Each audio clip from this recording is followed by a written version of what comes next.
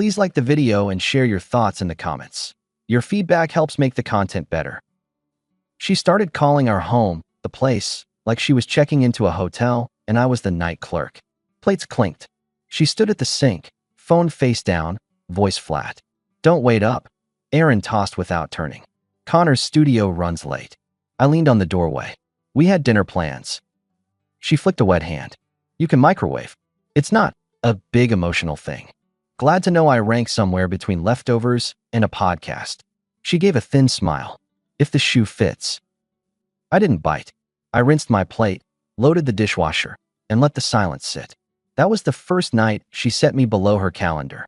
The next morning, she hummed like nothing happened and asked if I could swing by the co-op for oat milk on my way from the job site. I watched her knot her hair and talk about personal growth as if I was drywall. I tried a soft reset. "Aaron, I don't want to manage this with hints. Are we okay?" She took a long sip of coffee. "You're so intense first thing." "We're fine, Mike. You just clamp down. It's heavy." If I'd known where that line was headed, I'd have stopped making coffee right then. The first body blow landed 2 nights later at our kitchen island, the granite I'd installed myself the year we moved in. She floated in late, smelled like paint thinner and clove oil, and parked a tote of supplies on my laptop. "Watch the brushes." I nudged the tote aside. "That your precious client spreadsheet?" Her tone was light, cut with something sharp. "Connor says we all hide behind productivity. Keeps us from breathing. Connor's a painter. I build structures that don't collapse." "See? You don't hear yourself. Everything is control with you." She drummed a brush handle against the counter. "By the way, I told the group they can come by Friday before the pop-up. Pre-game. I'll need the living room empty." "You'll need the living room what?" "Empty. Like free. Like not full of you." I set my mug down. "Let's cut to brass tacks. I pay rent, utilities, and bought half this furniture. You asked me to bring your easels up because the elevator was out. Fine. But scheduling our home as your staging area like I'm the intern, no." She laughed once. "You don't have to get dramatic. Here's me being undramatic." I opened the banking app. "As of tonight, we're splitting discretionary expenses. Your studio fees, your group supplies, your rides. I'm taking my card off any auto pay tied to that circle. Rent and utilities stay on me for this month as agreed. Past that, we talk like adults." "Wow." She tilted her head. "Punishment over paint water." "It's not punishment. It's a boundary. You want independence? Great. Independence pays for itself." She rolled the brush between her palms. "Connor says scarcity thinking kills creativity. Connor can workshop scarcity with the landlord." She stared at me, calculating. "So Friday, you'll be where?" "At Rick's garage," I said. "Rick's my foreman and friend. A straight shooter with a busted knee and a working brain. I won't be here hosting people who think a mortgage is oppression. But your guests won't be here either. House stays a home, not a public lobby." "You're kidding." I'm concise. She exhaled through her nose. "You're smothering everything fun. Then go breathe somewhere you pay for." Her eyes darted to the phone. A text preview blinked with a mushroom emoji and floor plan. She slid it away, chin up.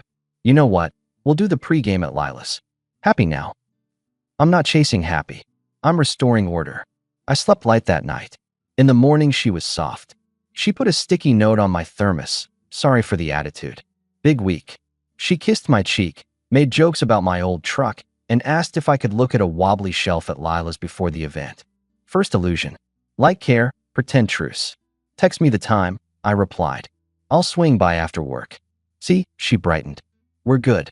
I wasn't sold, but I didn't slam the door. Lila's rooftop party was a clean test of where we stood. New building, string lights. Plastic cups, the predictable mix of people who call every inconvenience a narrative. I carried a small toolbox because the shelf actually was loose. Erin moved through clusters like she'd been appointed tour guide of freedom. She found me, planted a quick kiss like a stamp, and pulled me toward her circle. "This is Mike," she announced. "He measures everything to the inch. It's adorable." Connor, all rings and linen, gave me a handshake like a wet noodle. "Precision is one way to live. It keeps bridges up," I answered, checking the shelf bracket. "Kind of the point." "Your vibe is heavy," a girl in a wide hat said. "We're trying to keep this light." "You invited him," Lila chimed in, laughing. "He's the guy who thinks folding laundry is romance." Erin smirked. She looked at me with that tiny dare. Do you make a scene, or do you swallow it in public? I set the screwdriver down. You all do what you like, I said to the group, even not loud. But from this point, our place is not a studio annex. It's not a hangout between gallery calls. It's our home, and we treat it as such. Lila blinked. We weren't. I'm not asking, I cut in. I'm letting you know. And Erin, starting next month, utilities are split. I'll email the numbers. Your friends can pass the hat if they love the vibe that much. Mike, Erin hissed, cheeks coloring. Not here. Exactly here, I replied. Because the scheduling of my living room happened here. The circle shifted. Rick, who'd shown up to check the roof drains, grunted. Seems fair. He pulled me aside. You want out? Say when. Garage couch is open. I'm not running, I murmured. I'm redrawing. Erin approached later with 2 cups of lemonade. Okay, she said quiet. You embarrassed me. You've been easing into that lane for weeks, I answered. I just set a cone. I get it, she offered, softening. I've been stressed. Sorry for the digs. Can we not turn this into math? We can keep it simple, I said. You want your projects? Cool. Keep those costs on your side. Don't book our home like a venue. Don't minimize me in public. That's it. She touched my arm. Done. Back at the elevator, she slipped her hand through mine like a ceasefire flag. We rode down in quiet. Second beat of the same illusion came early. The next morning she made eggs, sent me a photo of a sunset, and texted, You were right to check us. The sweetness felt installed, like a plug-in. 2 days later, she slid a new topic across the table like a contract. Quick thought, she began, rearranging coasters. What if we did a trial, recalibration? I've been thinking about space. Define space, I said. Not breaking up, she rushed. Just, like, separate corners for a while. I could live alone, just to breathe. You could keep covering the basics until I find my footing. It wouldn't change us. It would help us. Where would I live during your breathing? I asked. She kept her eyes on a tiny scratch in the table. Well, it might be simpler if you found something temporary. Short term. Then I could stay in the apartment. I have my routines. You want me to move out of the place I pay for so you can be alone in the comfort I built. I let it hang. That's novel. It's not like that, she protested.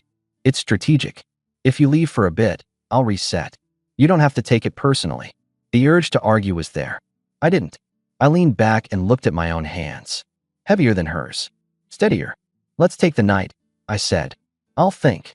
She nodded, relieved, maybe thinking she'd framed the only logical road. If I'd known where it was headed, I would have bought moving boxes on my way to work. The words she chose when she finally went all in were the kind you remember even if you never reread the transcript. We sat across from each other on a Thursday, late, after she'd come back from the studio with that glow people get when someone tells them they're special. You're suffocating me. Erin started, deliberate, as if taught to enunciate each piece. I need to live alone for a while. This isn't about us breaking up. I let her finish. She looked at me like she expected resistance, a plea, a negotiation.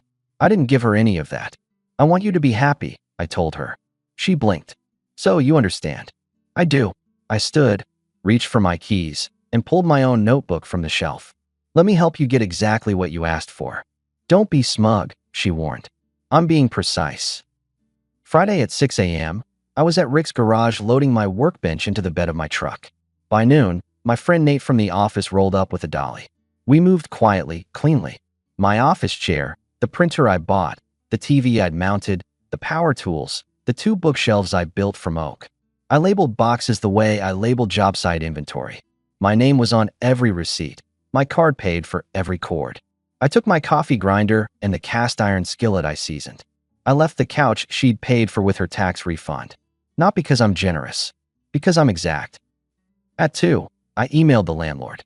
Subject line, lease termination, 30 days. The lease was in my name only. We'd never added hers. She'd told friends it made her feel nimble. Nimble cuts both ways. I called the utility companies. End dates set for the last day of the month. I cleared my half of the closet and folded it into the truck. I didn't slam a door. I shut them all. Saturday, Rick and Nate helped move the furniture I wanted to keep into a small 1-bedroom I'd co-signed on that morning. Not fancy, clean, closer to the yard. I paid the deposit and the first month while we drank flat coffee from paper cups. On the way back, I stopped for 2 sets of new sheets and a cheap table. Tools went into the hall closet like a second spine. At night, I texted Erin. You'll have the place to yourself by Sunday. Utilities end on the 30th, keys left with the landlord on the 1st.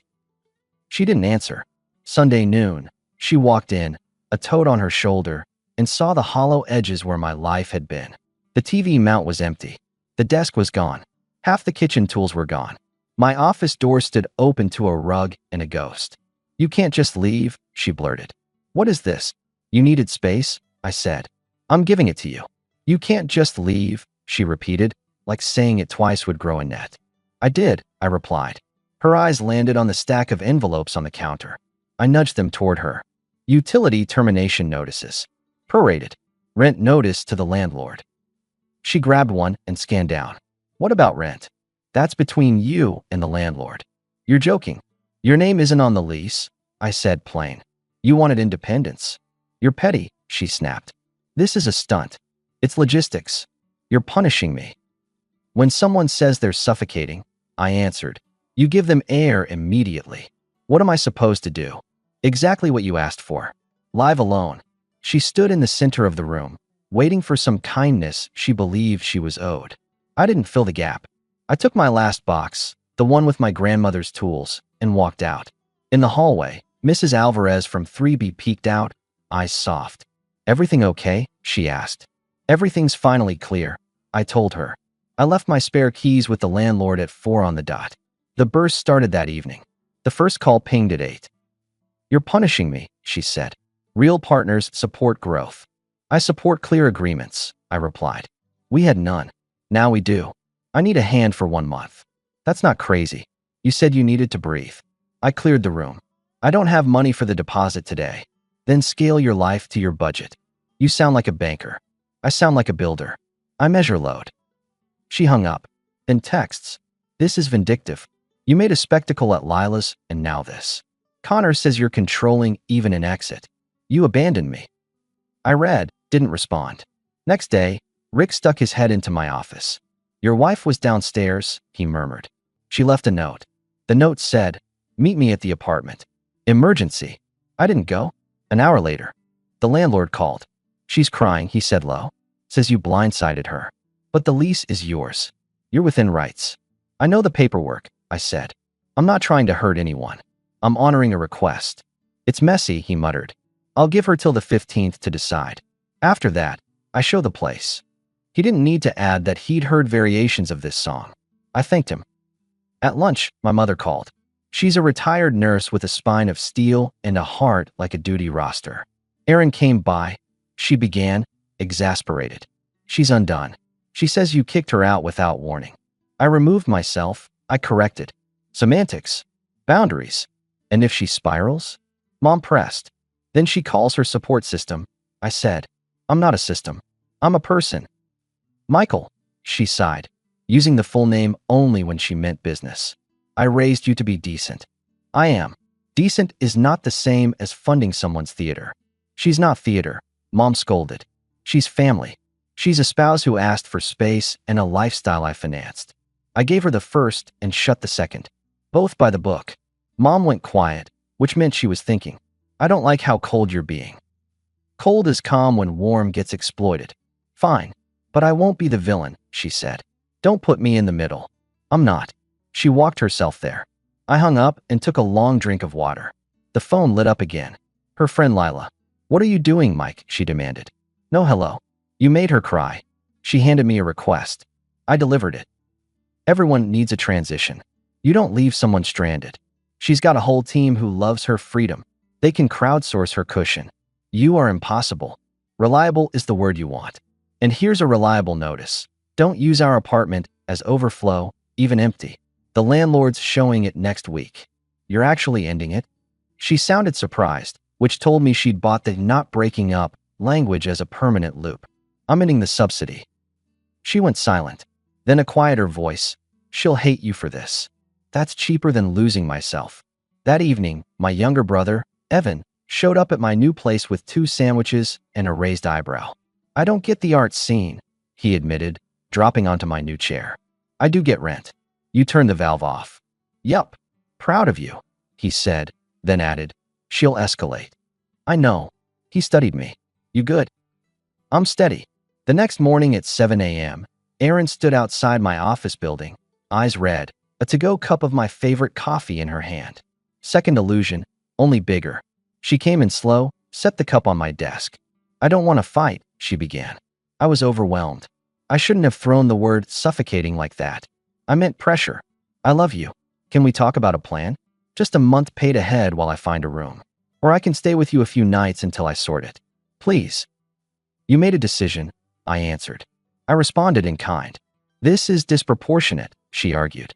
A supportive partner doesn't react like a drill sergeant. A supportive partner doesn't ask for independence with someone else's wallet. I said I'd live alone for a while, not that you should disappear. You wanted me out of your air. I am honoring your oxygen. Her lip trembled. You're leaving me with nothing. You have your income, I said. You have friends. You have a landlord who'll work with you if you're straight. What you don't have is my net. That's on purpose. She glanced around the office, clocking the calendar, the project boards, Rick's hard hat on a hook. She lowered her voice. If I stay with you for a night or two, she ventured, we could reset. I'll cook. We'll talk about priorities, maybe even. No, I cut in. You don't stay at my place. You asked for a loan. I won't blur it. Connor says. I lifted my hand. Stop outsourcing your lines. She stepped back like she'd touched a live wire. You've changed.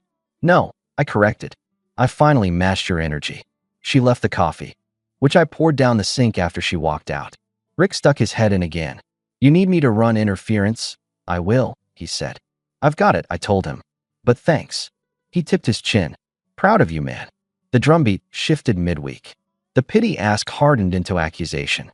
Then public pressure. Then logistics. You can't cancel utilities without coordinating with me, Erin wrote. I coordinated with the end of the month.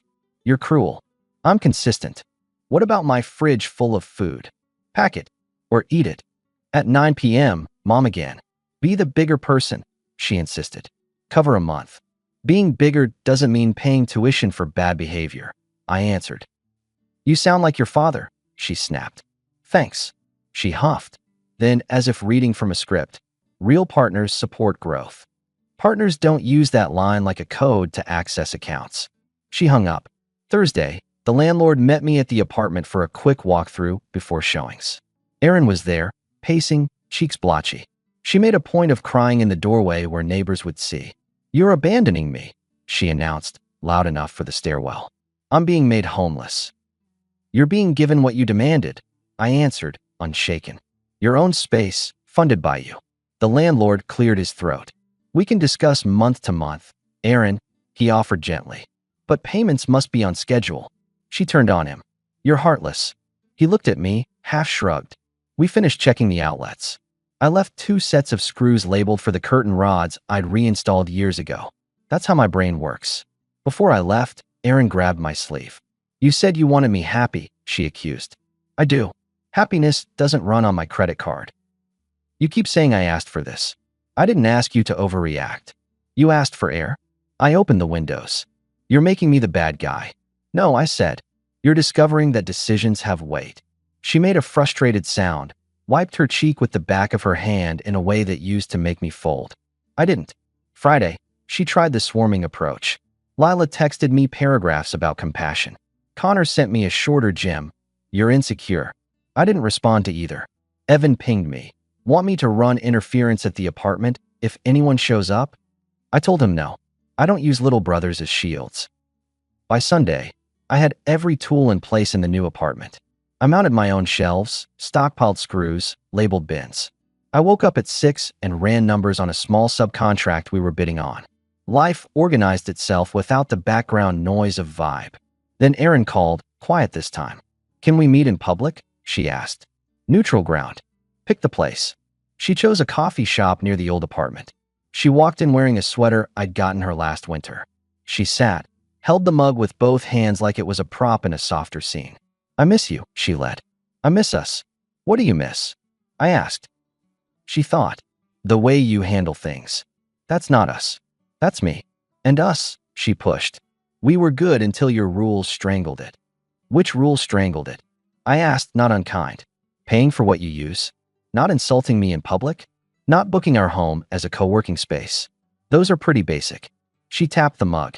You designated everything into boxes. That's not love. Love without container spills into whatever's convenient for the loudest person, I replied. That's not love either. That's chaos. She stared at the foam. I can't afford the apartment alone. Then don't keep it. I'll have to move into a room with strangers. That's one way to meet new circles. Stop joking. I'm not joking. She took a breath. If I find a cheaper place, will you contribute for a few months while I stabilize? No. Why? Because the life you're describing is your choice. Choices should match resources. Otherwise, it's pretend freedom on someone else's dollar. So that's it, she said. No grace. Grace is not the same thing as sponsorship. She blinked at me, then tried one last script. We could set rules. Curfew. Check-ins. Boundaries. We can do the work. I can be softer. That's not a solution, I said. That's theater to keep access. I'm closing access. She put the mug down too hard.